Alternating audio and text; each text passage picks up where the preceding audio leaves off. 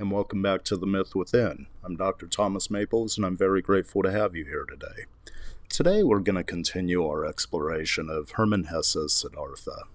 Hermann Hesse was a Nobel laureate author who, in the production of this book, underwent his own form of writer's block, from which he had to obtain a little bit of help to overcome that from the Swiss psychiatrist Carl Jung. And so there's a heavy psychological influence in this work. There's also a heavy analytical influence as it relates to the themes that we see drive this young prince's journey to realize his optimal self.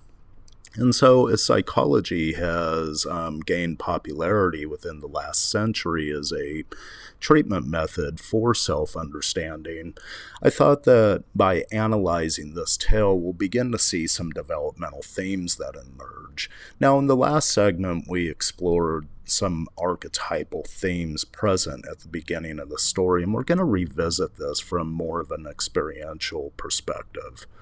In the first part of the book, the son of the Brahmin, we find out that there's a shadow that lurks in the presence of Siddhartha. This shadow really is an element of something that's going to unfold in the storyline as the prince yearns to find this aspect of himself that he doesn't quite have a grasp of. So let us begin with the story. The son of the Brahmin. In the shade of the house, in the sunshine of the riverbank, near the boats, in the shade of the sawwood forest, in the shade of the fig tree is where Siddhartha grew up, the handsome son of the Brahmin, the young falcon, together with his friend Govinda, son of a Brahmin. The sun tanned his light shoulders by the banks of the river when bathing, performing the sacred ablutions, the sacred offerings. In the mango grove, shade poured into his black eyes when playing as a boy, when his mother sang, when the sacred offerings were made, when his father, the scholar, taught him, when the wise men talked. First part, we're introduced to the idea that the son of the Brahmin, Siddhartha, is born into a community, and it's a community of individuals that are more scholarly, that are focused on the intellectual drive to realize a higher state of being. The first sentence talks about the shade of the house, and the house in psychological terms is often compared to the self, not our small self or this ego self that we promote to the world, i.e. myself as being the father, or myself as being a doctor in my case, or myself as being a husband, but really the self of who are we at the core of our inner being. And this really casts a shadow.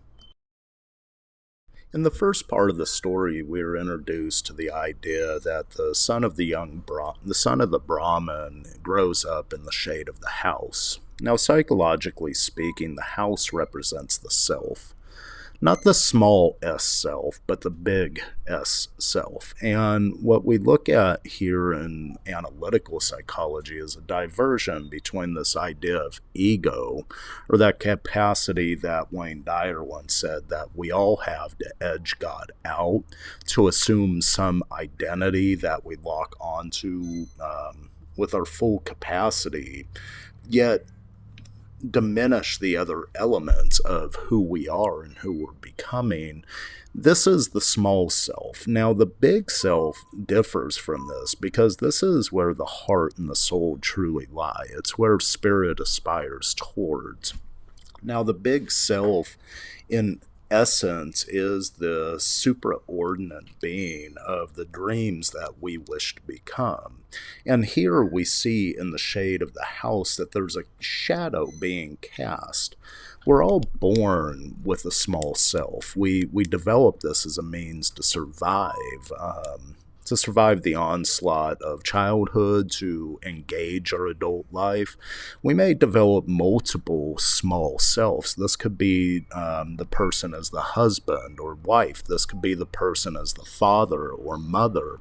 This could be the person as the attorney, the doctor, the barista, the accountant. We all assume these individual identities, and a lot of times they intermix with who we define ourselves as a person.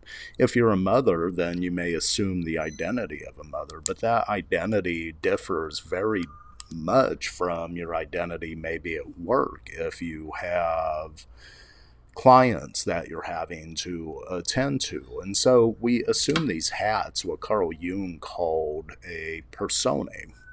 And these are all elements of ego, which is shaded by this house. In the shade of the house, in the sunshine of the riverbank, near the boats, what we have here is really this element of self, this grounded house, this thing that we're born into, this creation of our own family legacy that overshadows the aspect of the self that we are yearning to become.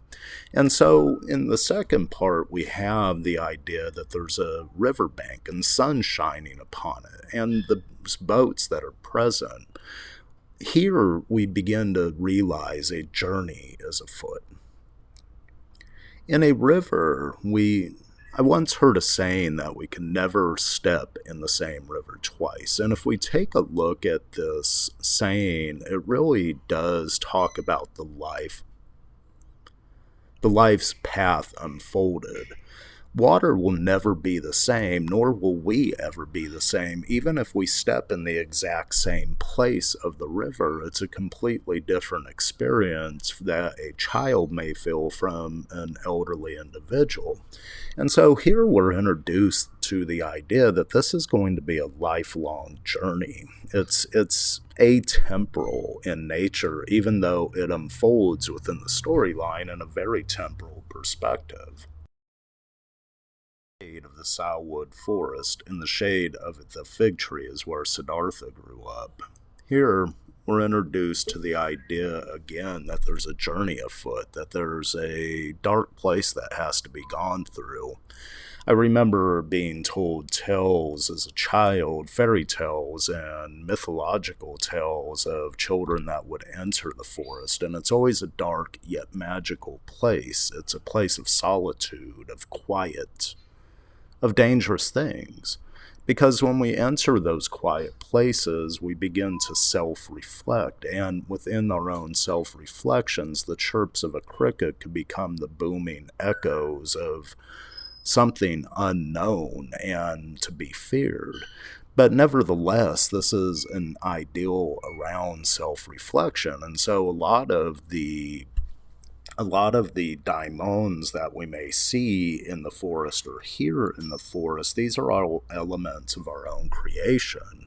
And there's also trees that offer a source of sanctuary in the story here. And so we see that there's a shade of a fig tree, yet again, something that could offer a home or shelter outside of the home where the shade is, where Siddhartha was growing up. And we go on to see that there's an element of a bird that's offered here. So again, we have the idea of this journey moving forward. The Brahman, Siddhartha, is going to have to ascend. He's going to have to take flight from this earthly place. We have these elements of river, of forest, of home, all earthbound, but they're in the next sentence we hear that Brahman, the Siddhartha grew up, the handsome son of the Brahman, the young falcon, the father, the Brahman, the priest, the son, has to take flight from his father, together with his friend Govinda. So we always have supportive themes that are going on within the story. Here, Govinda offers someone in his own generation, someone that looks up to him, that venerates him, and they partake in learning the lessons of what they're supposed to do. They they perform the sacred ablutions, they perform the sacred offerings, and this gives Siddhartha's mother a sense of pride. It also gives his father a sense of pride in the lessons that he's taught. And so, as we see the journey unfold, there has to be a flight that takes place from this. There is a flight that takes place from the mother, from the father, in establishing our own identity. We move beyond the shade of the family home into our own realm, which a flight would have to take place to move into the forest, under the fig tree, to the riverbank, where there may be some enlightenment as to self that is realized outside of the small self that was born and developed up until this point. With any story, the beginnings often tell us the journey that's to be undertaken. Here we find an escape from the family home, the shade of the home. We also see that there's a journey to be taken by the river, and the river within itself has its own life cycle, just like the tree symbolism has its own life cycle. Siddhartha's development will show its own life cycle as he moves from this ideal small self, or himself as the Brahmin prince, to this higher ordinate self, this realized self that he has to undertake the journeys of life to fill. I've often been struck by a saying that wisdom is earned, not learned. In this beginning part, Siddhartha is learning the ways of the world, the ways of his family, the way of work, the way of supporting himself in a manner that may or may not lead to enlightenment. As the story unfolds, we will definitely go into further symbols present, but in the moment, we see that Siddhartha's discontent with the learning that he begins to undertake. His friends may look up to him, but this doesn't quite fill him. And so in the next segment, we'll definitely continue this area of looking at the archetypal symbols that promote self-development of the life journey as it unfolds towards a self-realized state. I thank you for listening today. And as always, I wish you blessings on your journey to advance confidently in the direction of your dreams. Have a good day. Thank you.